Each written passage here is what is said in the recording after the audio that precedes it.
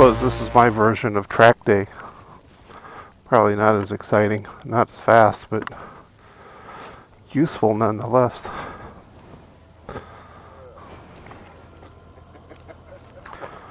It's so cool. Okay. The first time you come out to this thing, they kind of do an orientation, and this rider here just kind of demonstrates the course. The nice thing about it is it's done by all volunteers. I mean, this it's kind of a loosely knit club of mostly Goldwing riders, but you know, a little bit of everything. Like this guy's on a BMW. Several of the riders here are a drill team, motorcycle drill team members. So they're really, really good. But you know, to stay good, you have to practice. First time I came out here was a month ago, and I felt like I really, really sucked, but I think the skills was kind of okay. But I've been practicing on my own in school parking lots. There's a school near my house on weekends, and then there's another church near my house where the parking lot is behind the church, so it's not visible from the street. And so I go out there and just work on it. So far I've not dropped my bike, but I've come close. There's a lot of YouTube videos out as far as maneuvering and handling your bike. And so just, you know, seek those out. But I mean, if you're already riding and you've been to MSF, you should have already have the basics. So it's just a matter of just keeping up with it. The circle, feathering the clutch, keeping up the speed, counterbalancing, round and round I go. See that, you know, the parking lot practice that I've been doing over the past couple of weeks, I can feel that little bit better after doing that. It's all like just from, I don't want to say muscle memory, because your muscles don't memorize anything, but repetition, training your brain. That actually felt so freaking good. I'm going to go the other direction this time. Okay.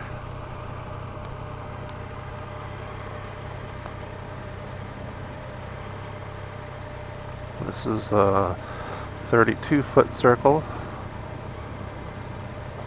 And then it goes to the 34. No, that was the 34. This is the 32. And the last is the 30-foot. That was it. And I got it with room to spare, so.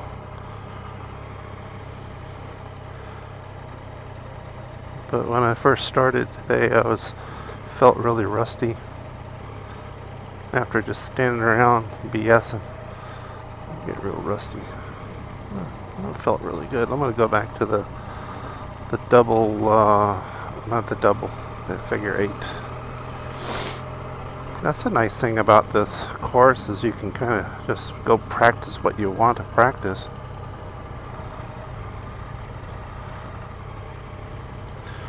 And left turns feel harder to me than right turns. So here's a right turn.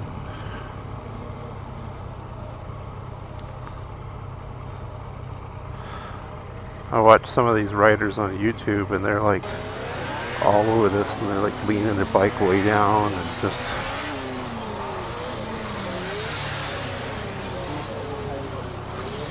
you know, to the layman, the non-rider watching that, they just wouldn't think anything of it. But if you try it yourself with a 500 or more pound bike, you find that it actually takes a good amount of skill. A couple of the things that I did to my bike since last time, And a couple of the riders here had like, they got the crash bars, but they had like rubber wrapped around. Like here, I put like a piece of automotive heater hose on my Bark Busters. So what I did is I gently laid my bike down in the garage and seen all the contact points. And this was one, and then on the bars here was the other. And so on the bars, instead of scraping up my bars if it drops, I got these. These are called shaft collars, and I just picked them up at the hardware store, and I wrapped some electrical tape around the bars and then clamped them on. And so this is their contact point instead of the bars. And obviously I have the T-Rex sliders, which are like a plastic, just to protect my side cases, so I don't, because they're all aluminum and that doesn't take a lot to break them. The other little thing is when I lay my bike down, it touches right here on the case, and the cases on the Yamaha are really, really tough. They're like a heavy-duty Pelican case. But these are like polyurethane sliders that I just picked up again at the hardware store. And rather than screwing them on, you got some double-sided automotive tape, and like for sticking emblems and stuff on. And so I have another set, so it's got a place to land just in case it does go down. So if you're out there doing this kind of stuff, or parking lots or your own driveway, at some point you'll drop your bike. So for me, I've heard a couple of different arguments. I had one viewer said that he doesn't do any sliders or nothing. He'll just do an insurance claim if he messes up his bike. But yeah, an insurance claim, that's gonna drive up your premiums for one. And the way that I armored my bike, really, if the bike falls, it's still going to get damaged. And if it crashes, like at any kind of speed, you're certainly going to get damaged. But what I was hoping to avoid with my modifications is, for one, I'm protecting the oil pan with the skid plate. I mean, it's not an armored, heavy-duty, off-road type pan, but it does protect the lightweight aluminum oil pan from rocks and debris, so just to protect that. And then the T-Rex sliders protect the side cases, so at least if I do go down and I pick up the bike and I can put the plastic back together with some Gorilla Tape, at least I can get back on the road. But if you break your engine, you're just going to be waiting for a tow truck.